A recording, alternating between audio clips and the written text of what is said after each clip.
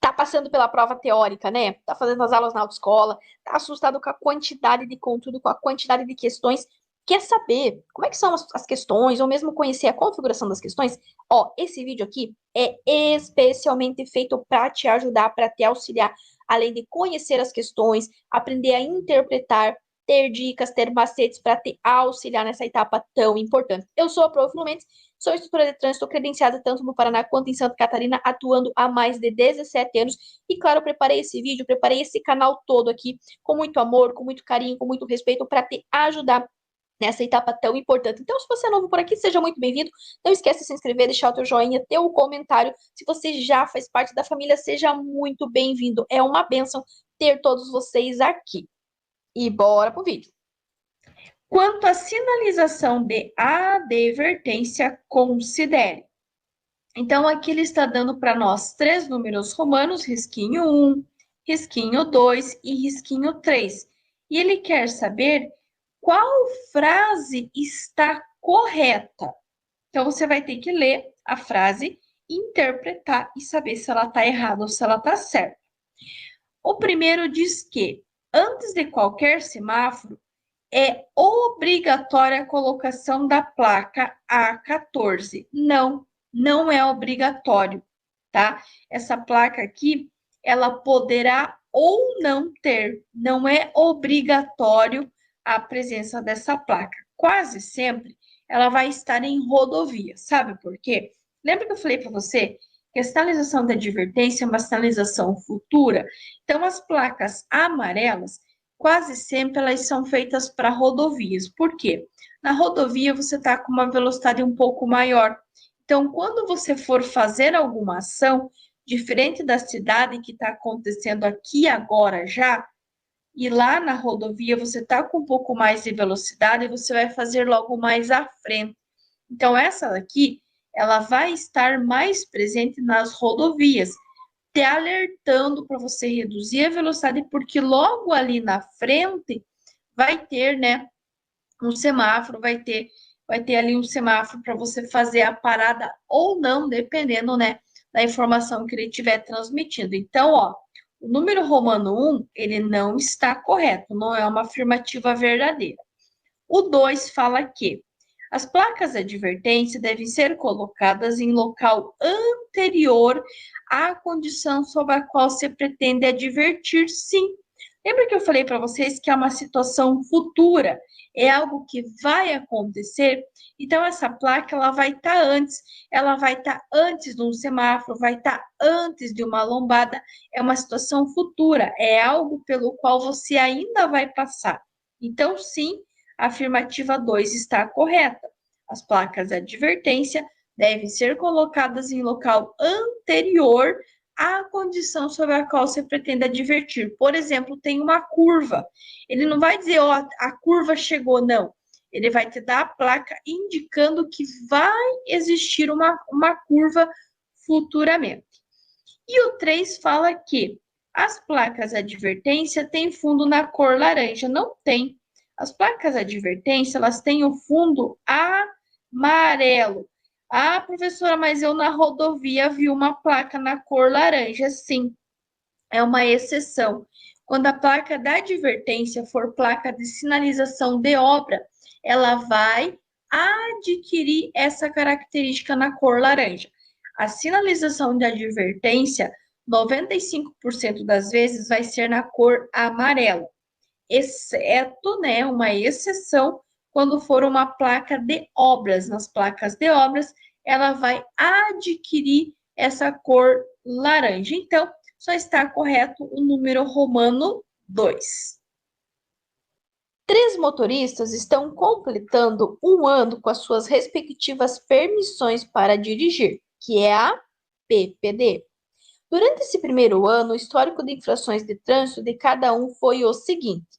O que eu preciso te lembrar? Durante a PPD, durante o primeiro ano, você não pode ter, anota aí, nem infração grave, nem gravíssima, nem ser reincidente de infração média.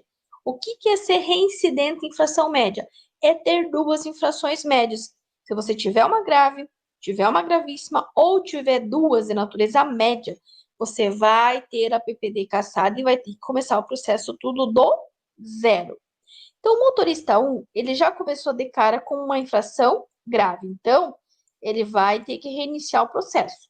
O motorista 2 tem duas de natureza média, ou seja, ele foi reincidente. Então, vai ter que começar o processo do zero. E o motorista 3. Então, o motorista 2 tem duas infrações de natureza média e vai ter que começar o processo do zero. O motorista 3, ele tem três infrações de natureza leve. Só que ele não fala de leve, ele fala de grave, gravíssima ou reincidente de média. Ou seja, o único que vai ter sim a sua PPD será o motorista de número 3, que teve três infrações de natureza leve. O transporte de carga em veículo destinado ao transporte de passageiros é. Cuidem, pessoal, porque não é proibido em qualquer circunstância. Imagine comigo a seguinte cena. Você resolveu fazer uma viagem com a sua família, vai viajar final de semana.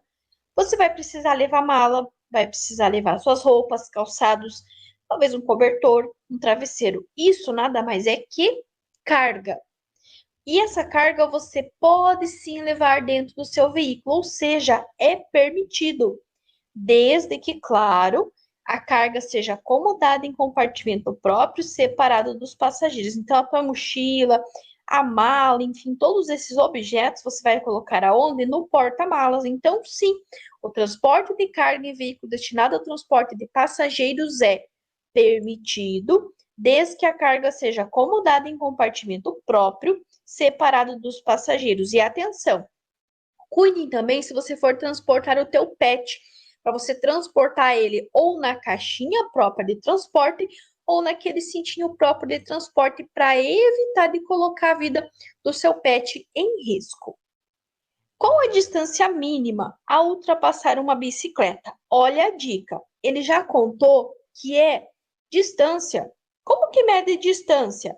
Ou você mede em metro, ou você mede em quilômetro. Não tem como você manter 1 quilômetro de uma bicicleta. Porém, você consegue e deve, pelo CTB, manter 1,5 metros. Distância. Se ele está medindo distância, a distância tem que ser medida em metros. Então, 1,5 metros ao passar por uma bicicleta. Um candidato à obtenção da CNH poderá requerer simultaneamente, submetendo-se a um único exame de aptidão física e mental e de avaliação psicológica, habilitação em quais categorias? Bom, quando você vai até o CFC fazer a tua primeira habilitação, o CFC geralmente pergunta para você assim: você quer fazer qual categoria? Você quer fazer carro, você quer fazer moto ou você quer fazer os dois? E aí vem a dica. A é para moto. Então, se você está fazendo carteira para moto, você está fazendo categoria A. Se você também está fazendo carteira para carro, para automóvel, é a categoria B de bola. Então, sim, na primeira habilitação, simultaneamente significa junto, ao mesmo tempo, você pode fazer a categoria A e B, ou seja, carro e moto, ou moto e carro, então A e B. E sim, você vai se submeter apenas a um exame de aptidão física e mental, também avaliação psicológica e também teórico. O que vai mudar é a quantidade de horas aula prática. A parte teórica, as 45 horas aula, será a mesma se você fizer só carro, se você fizer só moto. O que vai mudar é a quantidade de aulas práticas. Por quê? Será 20 aulas para cada categoria. Se você fizer só moto, 20 aulas de moto. Se você fizer só carro, 20 aulas de carro. Se você fizer carro e moto, serão 40 horas aula, 20 de carro e 20 de moto. Um condutor habilitado na categoria C, o que ele pode dirigir? Primeiro, eu quero dar uma dica para vocês. A categoria B de bola e a categoria D de dado, elas transportam pessoas, tá? O carro até 8 lugares e o ônibus acima de 8 lugares. A categoria C e a categoria E, elas transportam cargas, sem contar o motorista. Agora, se eu tenho a categoria C, quer dizer que eu fiz a escalinha. como que é a escalinha?